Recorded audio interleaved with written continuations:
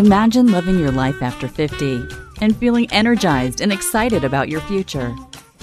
Welcome to the Women in the Middle podcast, the podcast for women who are ready to figure out what they want and create the life they deserve.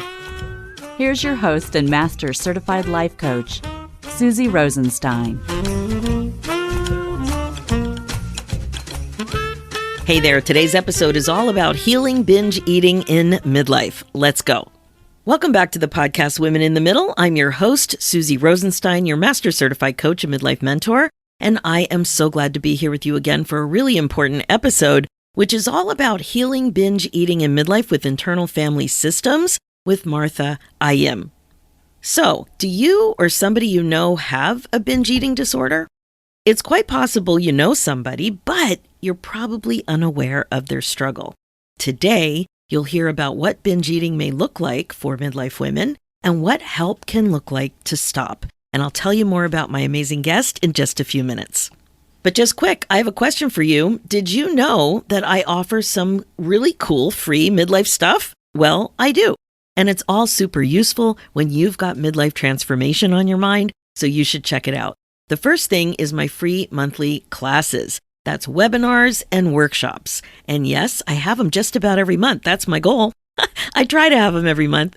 The topics are things you're likely interested in if you want to stop wasting valuable time and get on with the good stuff in midlife. You know, just that little issue of regret-proofing your life. As a woman over 50 or maybe over 60 like me, you know all too well that life is too short to dilly-dally. It's time to live the life of your dreams and have more fun doing it. Give yourself permission to be happy. So to find out what webinars and workshops are happening and more about the July workshop, if you're listening in real time, it's called She Deserves More. Just head on over to www.susierosenstein.com and you'll see the link right at the top of the homepage. You can sign up there. There's another page on my website too that you're going to want to check out. It's my free resources. There are links there that go directly to some free stuff, e-guides, a Facebook group, the Women in the Middle blog, some resources, a mini video training to help you get unstuck, and a link to media highlights and podcast interviews I've done over the last few months, actually some from the last few years too, including a recent one this year, a weekend piece in Bloomberg called There's a Coach for That by Mark Elwood. Just head over to www.susierosenstein.com, click on the free resources tab, and have fun. Okay, now let me tell you about my amazing guest. Today's show is about healing binge eating in midlife with internal family systems with Martha Ayim. Specifically, today's interview is with somebody who healed her nearly 35-year pattern of binge eating and knew that she was meant to spend the rest of her life helping others to do the same. In her late 40s, she left a full-time pension government position to follow that passion. Martha Ayim is a certified master coach and level 3 internal family systems practitioner. IFS, Internal Family Systems, is an evidence-based, trauma-informed, empowering approach that harnesses a client's intuitive wisdom to heal. She is also a program assistant for trainings offered through the IFS Institute and a consultant for IFS therapists, physicians, and other practitioners. Most women who seek Martha's support are successful in so many areas of their lives, but haven't been able to heal their relationship with food.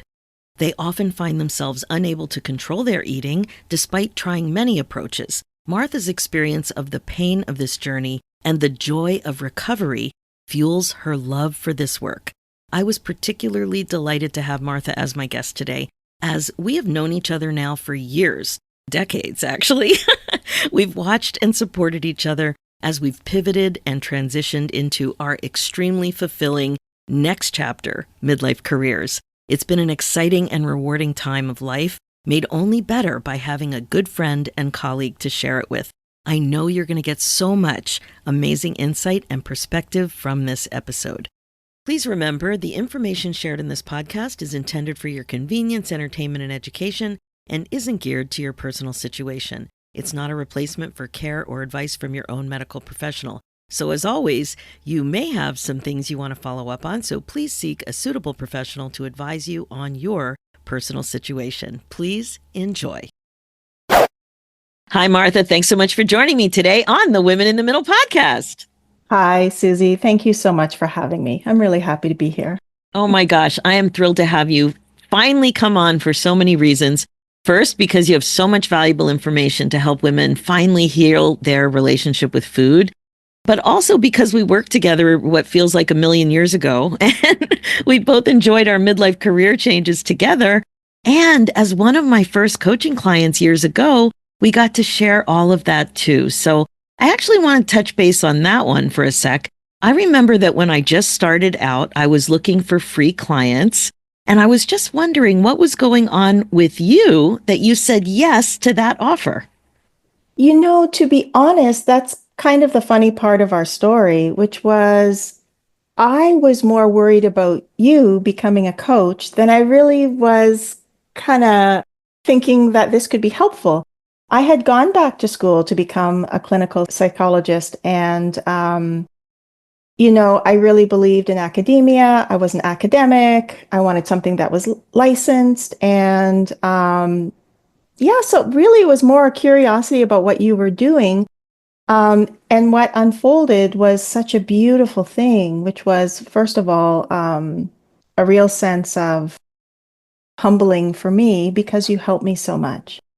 And what I came to learn was that the coaching that you offered me and the slowing down and really giving permission to pause and look at what was I thinking and why might I be thinking things like that and how did that affect my life? How profound that was. And there was something really beautiful about it. That expression, walking each other home, like being with another fellow human colleague. I didn't have to be mired in problems, but there was something really helpful and human about this work. Oh my gosh. Thank you so much for sharing that. And you were worried about me. That's hilarious. I was worried about me too, but not for that exact reason. But, making a big change when you have no certainty, because we all kind of believe there is certainty, which is hilarious in and of itself. But I was thrilled to be able to coach you as another fellow human being and colleague and somebody who I had stuff in common with, but I didn't realize how much, even though we'd worked together for years. So Yeah. that was really so nice for you to have said that just now and also for sharing that. Now, I love talking about the details and experience that people have with coaching because it really helps listeners think a bit differently about what might be going on for them and if coaching might be something that could make a big difference in their lives too. So again, just thank you for sharing that. Now, let's get into your story a bit more related to food and Mhm. specifically binge eating. Tell us what was going on for you in your 40s. Why were you looking to make a change? Well, Susie, like so many of my clients, I was really successful. I had a job that I liked. I was well educated. My job paid me well. I could take care of myself, and there was enough to take care of other needs. Like in many areas of my life, I felt fine, but there was this one piece, and it was a big piece around my eating that despite 30 plus years and going to professionals for help, I couldn't beat. And so I knew at that point that I was either going to figure this out or the rest of my life would be committed to trying to figure it out. Or at least, and this is where I got to later, being a part of the process, I at least wanted to be on a research team looking into why is binge eating, like having this sense of utter loss of control over how much you put in your mouth, what you put in your mouth. How could it be so intractable? And that's what my curiosity really was about. Yeah. Wow. Yeah, I was just thinking about my impression of you when I first met you. And I definitely thought you had it all together. Like I didn't know anything about this part of your life, and I loved the opportunity to work with you on a team. And I just felt so comfortable. And I knew we were going to be doing some really good work together. And it's just such a reminder that what you see on Facebook, although I didn't see you on Facebook, but what you see on the outside doesn't always represent what's really going on for people. I just want to say, there's something you said there that's so, just so important, and it really touched me, which is you had no idea what was going on for me. And so for me, because my weight fluctuated so much, like at the time we worked together, it was probably in a 60-pound range. But over the course of my life, I've had 100 pounds extra weight on my body. And so for me, I kept thinking there's a tell, like there's something about this problem I can't hide. And it turned out that there was a colleague we both worked together with who you would have looked at her body, what is a classic sense of stereotypical beauty for a woman. And 10 years of working together, and we happened to go out for dinner one time, and for some reason this came up, and she had been a binge eater for 10 years. Wow. I was the first person she ever told. Wow. And it's so interesting. There's so much shame around this issue. And you can meet the clinical criteria for binge eating disorder, and you cannot meet the clinical criteria, and you can still have this sense of feeling out of control around your food, eating for reasons that have nothing to do with hunger or the need for energy. And so it's this shaming that really has us quite silenced, and a really big part of why I wanted to see what I could do to help in this area. Wow. And this whole stuckness, when we feel stuck in a midlife funk, especially, that's what I focus on. It just feels like a piece of your life, like you described, is just so out of alignment with who you are, like who you want to be and who you were meant to be. And when it was happening to me, because I was stuck for 5 years, not with this issue, but I had issues of my own, it was just like, wow, I don't want to be somebody who makes decisions based on fear.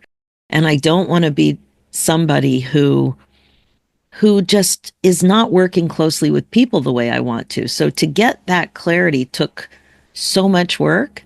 Mm. And even though I never thought I would be stuck like that, and when I watched myself in that stuck place, I really couldn't believe it. But I just kept asking other people who I thought knew me better than I knew myself. Mm. What should I do? What should I do? Mm. Anyway, when it came to your situation, what was the dream?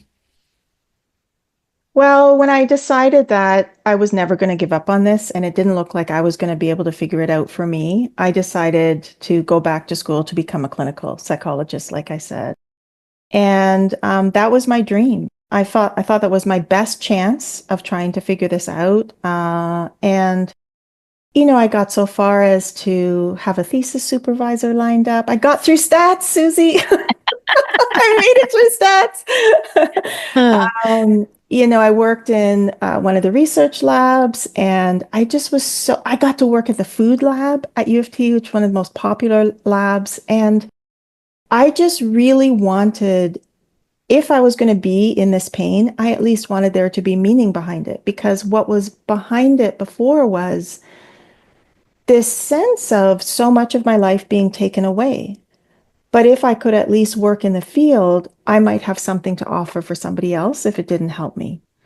And so that was my dream, was to create some kind of purpose out of this pain. So instead of feeling like it kept taking something away from me, I wanted it to bring me closer to me. And that was my dream. Yeah. Right. And I know in your notes you mentioned that coaching together expedited your dream. Can you be a little more specific about that? It really did, because, I held you in the highest regard among my colleagues where we worked. I just adored you. I thought the world of you. I still do. And when I saw you going down this path, and I saw how you helped me so much, instantly I wanted to know, what possibility might be here, because I had just had my son. He was 1 year old. I still remember submitting my statistics modules. We used to do them online. And if you got them in on time and you got perfect, you would bump your mark up just a little bit. And I remember just missing it by just seconds, and he threw up all over me. And it was just it was going to be doable. It was going to be hard. Hard was okay. But mapping it out, it was going to be a 15-year journey. And because I wouldn't have been able to do it part-time. And so when I saw you help me, I thought I could be an allied professional where I'm not clinical. So I can't diagnose. But if there was something I could do to help people like me, as maybe they were going to therapy or doing other things, I wanted to at least be part of the team. And so that's what I did. And I noticed how because that's part of what we were working on together was my eating. So I thought if Susie can help me in this way, I would like to offer this help alongside other professionals to support people who had binge eating. I'm so glad you said that because that's what I was really concerned about when I became a coach is, our how does this all work together because we're not clinical. Mm-hmm. And it's just been a beautiful way to contribute and to help people. Totally agree with that. And I think part of what helps here is like really being clear about who we're not, who we are and who we're not, and really supporting people's choices to have additional support if that's what they want. And, really just be behind whatever feels like the best thing for them. And sometimes that won't be us, and that's totally okay. Yeah, we can totally handle that. No problem. So tell us a bit now about binge eating and midlife women. What's going on there and why can it feel so difficult, like it's too late? Just what is unique about being in midlife and having this challenge? I think in midlife, so much has already happened. There's so much wisdom, there's so much insight, there's so much experience. And yet, at the same time, um, especially if this is a pattern that's been going on for a long time, there's a sense of they can't trust their bodies anymore. They feel really disconnected from their needs and even from their dreams. And it can often feel like they're even living like under the thumb of food. And so there's this real sense that it's too late for me, but it's not too late. And in fact, what I want to say is it's actually a really good time because with few decades under our belts, we do have wisdom and insight and clarity, and we have more of a sense of what we're willing to say no to and what sometimes we have to say no to, even just to take care of ourselves. And that is really key to, resolving this problem. Um, I think one reason why resignation can seem like the only option, and I remember for me on my journey, sometimes I thought, would it be easier to give up? Because it's so painful to keep trying and feel like I'm failing. Because I get my hope would soar, I'm going to be free, and then I'd find myself back again. And so this sense of resignation can really come at this time, because we've been just struggling for such a long time. But part of what I think makes that even harder is I think because it's so hard to understand binge eating, there's definitely an internal sense of blaming that's happening. Almost always, there's going to be an internal critic, can be very harsh and shaming for eating the way a binge eater eats. But also, we can get implicit criticism from other people, even people we go to help for.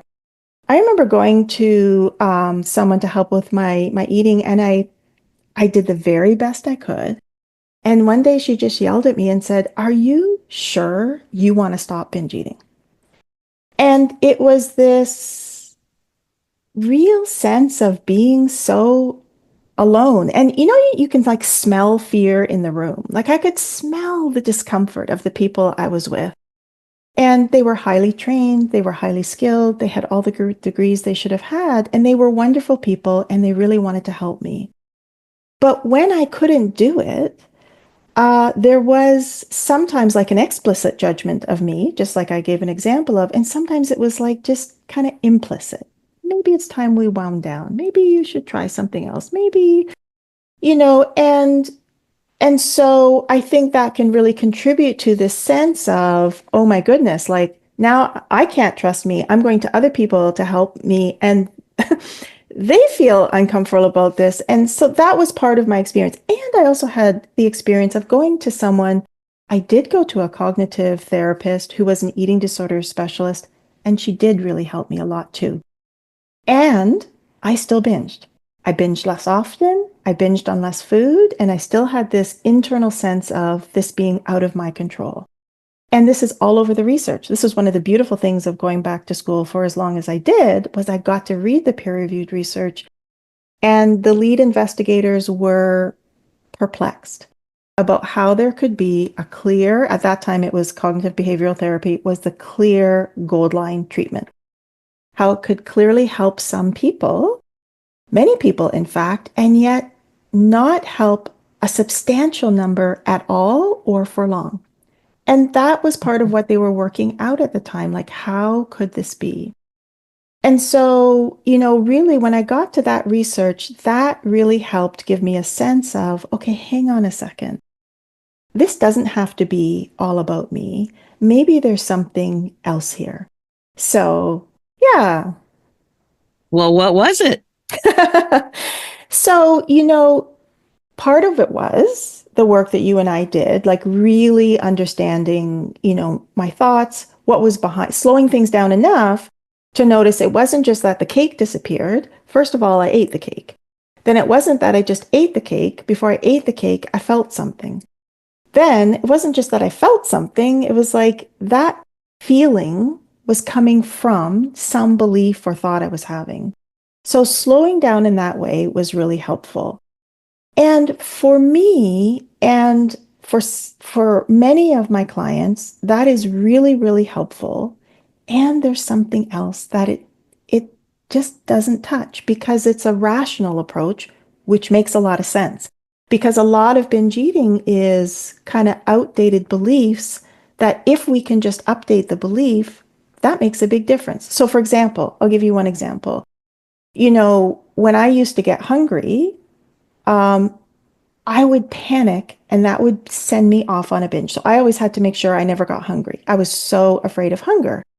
And, it turned out that if I could just tell myself, listen, I'm not going to die of hunger.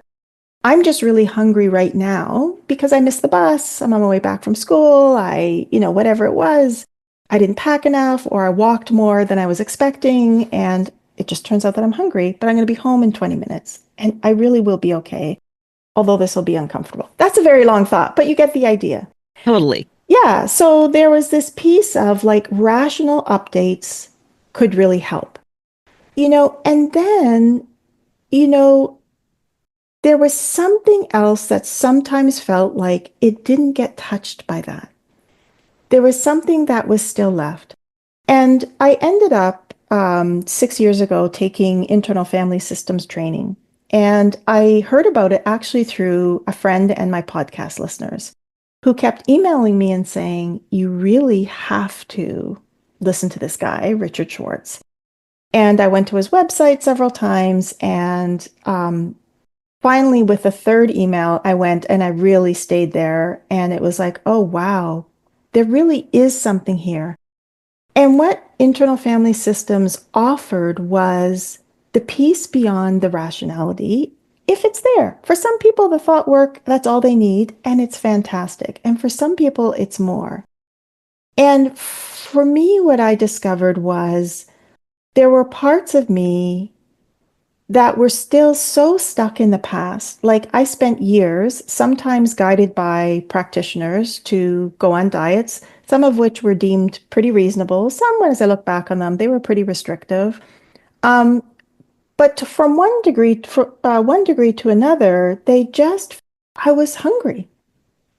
And so I had years of just being like so hungry. And I had a part that was still stuck there, that every time I got hungry, it meant, oh my goodness, things are going to be taken away.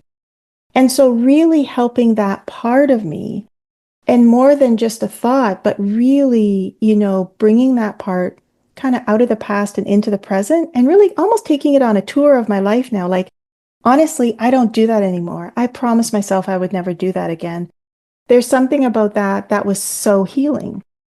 And what I love about IFS is that it was born out of Richard Schwartz listening primarily to people who were bulimic at the time when this theory emerged. And this is what is the really touching part for me. And I feel like binge eaters can say to the world, you're welcome. Because now this is an approach that's just taking the world by storm. I'm an assistant in their trainings, and many of my students have been on the waiting list for 5 years to get in to take a course now. That's how it's evidence-based. It is recognized by SAMHSA now. And, when he first brought this idea to the world stage, the psychotherapeutic community laughed him out of the room. And what it does is it actually listens to the person talk about their experience. And it was one of the first approaches that really allowed the person to make sense. Because on the outside, it doesn't make sense. Why would you have a whole cake if you don't have to have a whole cake? You could have a piece of cake. This is what people used to tell me all the time. Martha, you don't need the whole cake. You can have a piece of cake. And I would be like, I know I could have a piece of cake, but I can't stop with a piece of cake. And what he did was he really listened. And, he had this client that really changed the trajectory of life. She was bulimic, and she was also cutting herself. And, he said that he really felt that on his clinical watch, nobody was going to be doing that. And so he badgered part of her that cut her into promising that it wouldn't do it again until they next met. And so it took 2 hours to get a contract out of this part of her. And when she came back for the next session, she had a gash down the front of her face. And he said it was in this moment that he collapsed into like all of his, this is his own wording, like machismo and kind of clinician and I know, and this has to stop and this is so bad.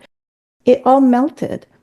And he said, I don't want to play this game with you. This is too dangerous. And the part of her said to him, I don't want to be playing this game either. I just do this because this is what I did to get her out of her body when she was being abused. And it was this moment of understanding that behind parts that do things that have harms, the intention of them is positive. And that was where the idea of IFS was really born, which is if we can open our hearts enough to listen compassionately to our parts inside, then we discover the parts that are still stuck in the past and we can help them. Wow, Martha, very powerful story. So it was a breakthrough for you to find this work.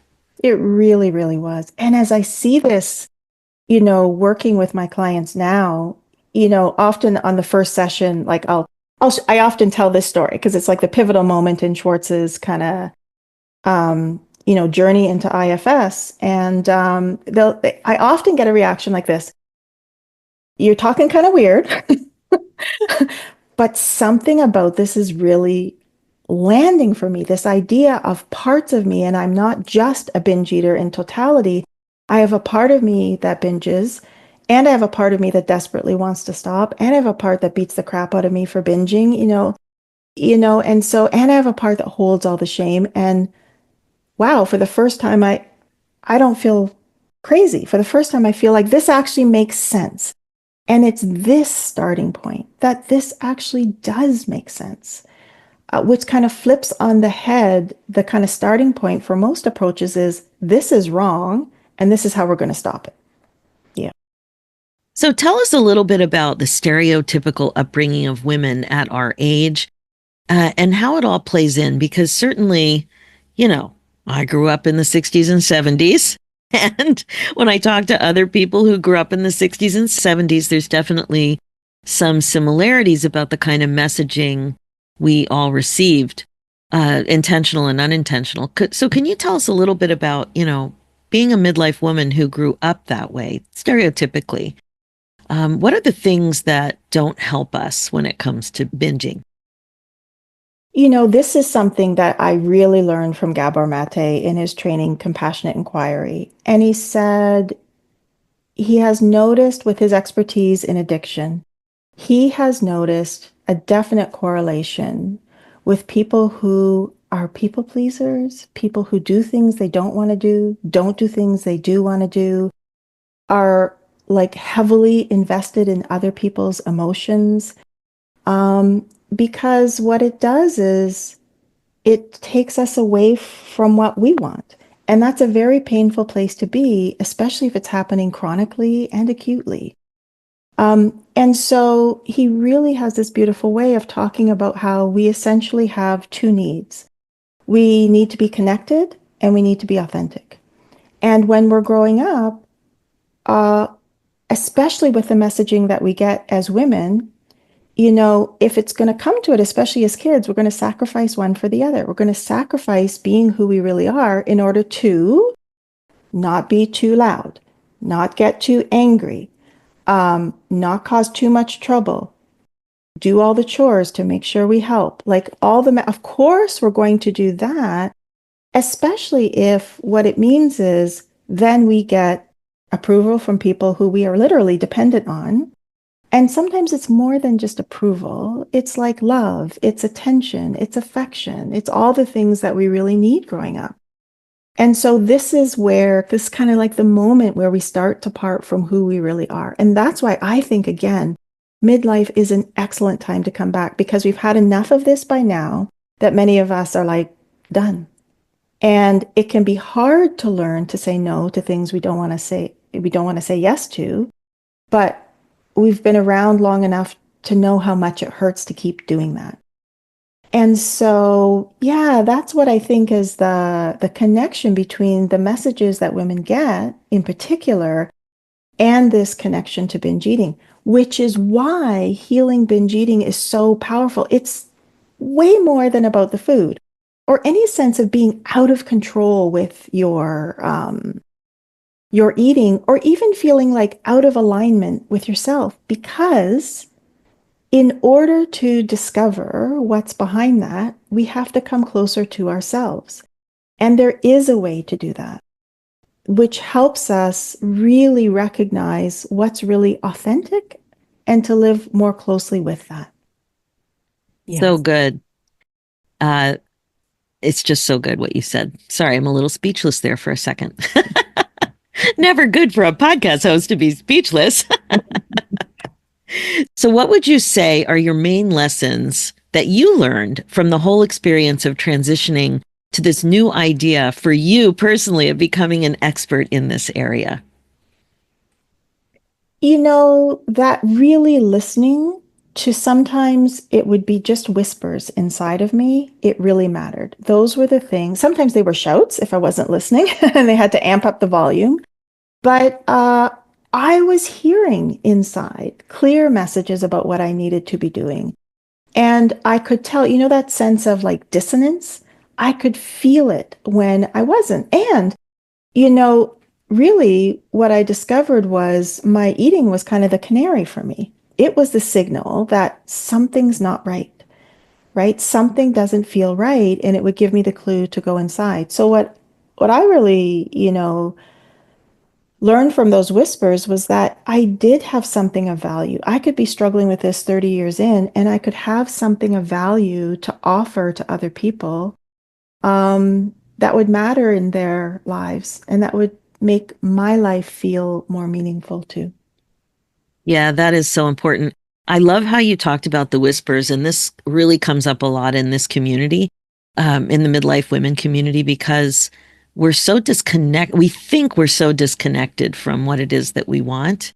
And sometimes I also use the word whisper, but sometimes it's a sense, like you're feeling a sense of knowing, but it's not like there's no words attached to it yet. It's just this sense. And getting to the point where you can respect that and value that and appreciate that you have something to offer to yourself, like trusting that inner knowing and wisdom, is really difficult for so many of us who haven't been, as you mentioned earlier, putting ourselves first and very focused on the needs of others. So that is really, really important. So what advice would you give other women in the middle out there who are stuck with food related issues, with binging? What's a first step? I think in order to be stuck, there has to be like a polarization, like a push and a pull, and recognizing both of those pieces. There's two messages they're receiving. There's this yearning to whatever that might be, and then probably fear or something that's holding them back. And it's really important to listen to both because you're either going to listen to them now, or the one you don't listen to is going to keep tapping you on the shoulder and might throw a banana in front of you when you're walking if you don't listen. And again, it's this idea of we don't have to believe that fear, if it's keeping someone stuck, is a bad thing and we should just get over it. I know sometimes we have to do things when we are afraid, and that makes a lot of sense. And also, sometimes fear has something to say. And so when it becomes possible, and A.H. Alma's has this beautiful expression. It is only in the presence of compassion that we will allow ourselves to see all of who we are. It's something like that. It's really beautiful expression. And this is an example of what it can allow us to see.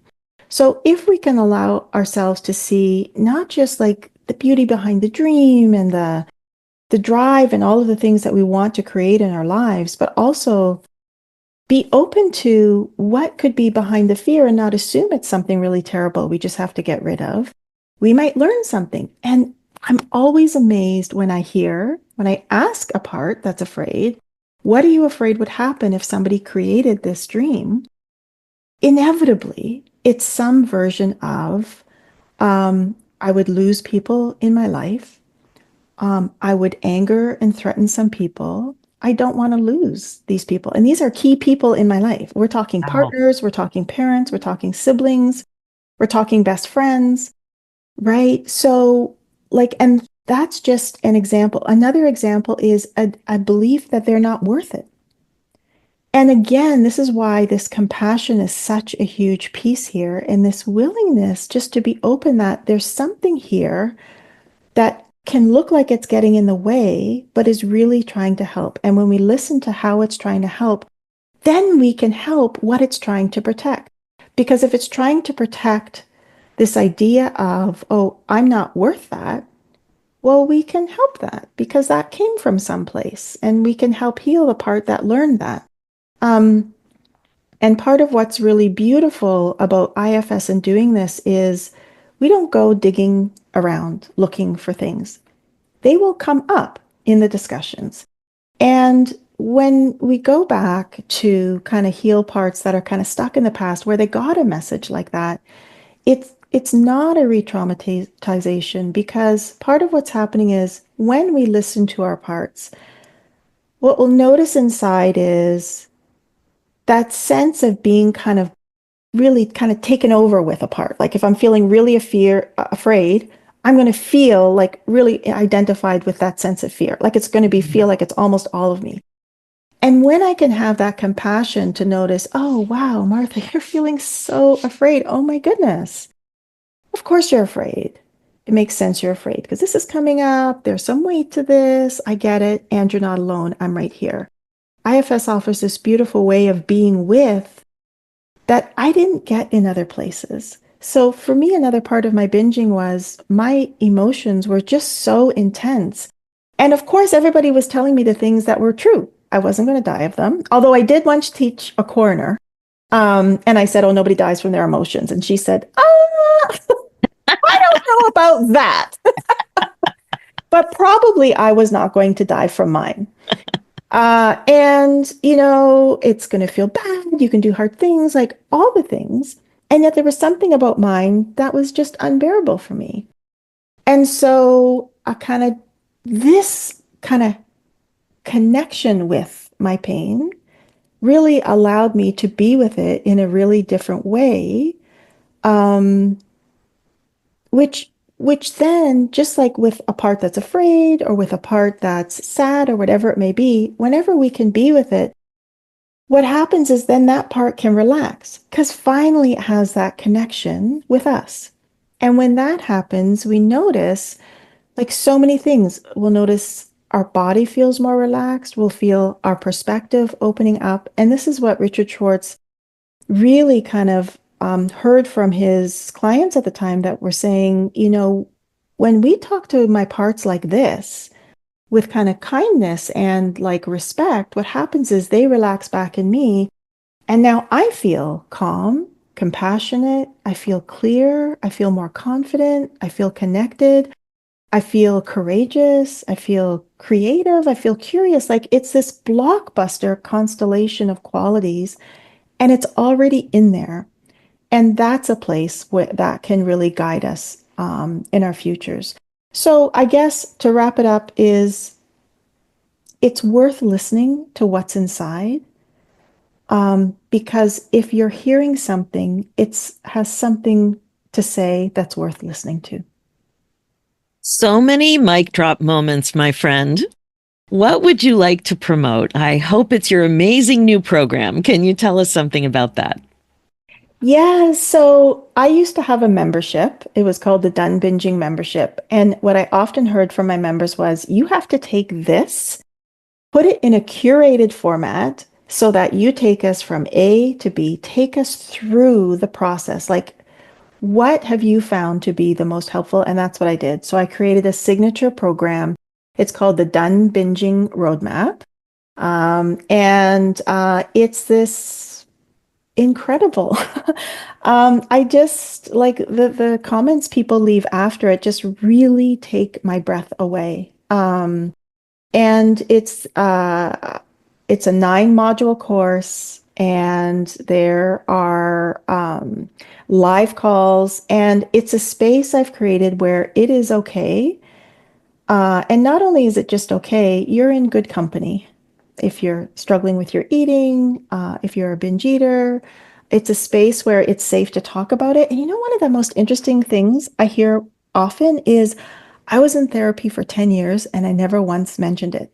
And some of my clients went to talk about this, but there was so much shame, they couldn't talk about it. Wow. And even if that's all I do, is they join me on the journey until they feel safe enough. And then if they want to talk to a therapist after, they can, but even just that piece. So it's a community, it's an in-depth program that really walks you through all of the pieces I was talking about, opening to connection, regarding ourselves with care and respect, that we're worth caring for. It's okay to be compassionate towards ourselves about this. In fact, most people, that's what they fear, but it's the thing that will allow them to do the healing they really need to do. And then from there, we talk about what binge eating is, not in a diagnostic way, but just educationally. And also so much more than the criteria, because it is so much more than that. Right. And the ways to be with emotion, which I touched on a little bit. And yeah, we cover so many things. And What a program. So it's called the Done Binging Roadmap. And if you'd like yes. to get more information, head over to www.thedonebingingroadmap.com. And of course, there will be a link in the show notes so you can get in touch with Martha and check out this program if it feels like a good fit for you. So again, it is the Done Binging Roadmap, and you can get it at www.thedonebingingroadmap.com. And binging is spelled with an E. So it's BINGEING, thedonebingingroadmap.com. And you can check out the show notes, and you'll also see a link for it there. Martha, thank you so much for taking the time to share your personal experience, your professional experience with this really important topic that women in the middle are pretty tired of at this point, wanting to get more in alignment with who they want to be. So thank you so very much for joining us today. Oh, thank you, Susie. It's been a real pleasure. Okay, that's it for this episode. Remember, if you would like to contact Martha, please head over to www.thedonebingingroadmap.com. Now, done is spelled D-O-N-E, binging, B-I-N-G-E-I-N-G, roadmap.com. To listen to her podcast, go to her website, www.holdingthespace.co, and you'll find it there. And of course, you'll also be able to find the Done Binging podcast on iTunes. All right, now as you know, and as today's interview also mentioned, fulfillment and happiness in midlife is all about being more intentional about your life in general and making sure that you're living your life according to your priorities. The bottom line is, though, that if you don't make an effort to be intentional, you're highly likely to have regrets. This is exactly how I can help you. It starts with your thinking, and this is what we're up to in the Women in the Middle Academy. So if you're ready to become a woman who's more intentional, ready to have permission to be happy and live like time matters, let's talk and see if working together is a good fit. Head over to www.talktosusie.com and book your free momentum call. As you know, my focus as your midlife coach is to help you waste less time spinning and feeling stuck. This is what regret-proofing your life is all about. And remember what I always say, being the queen of your brain domain is the best way to be, and midlife transformation coaching is the fastest way to rediscover joy and purpose after 50. You are not alone, and I can help you. For show notes and links, go to www.susierosenstein.com and click on the podcast tab and look for episode 416. You'll also see a link there for my other show, The Women in the Middle Entrepreneurs, which is about the reality of running your business when you're a midlife gal. It's also on iTunes, Spotify, and all the places. Let's do this, ladies. It's time for you to put yourself first, one thought at a time. Thanks so much for listening, and I'll talk to you next week.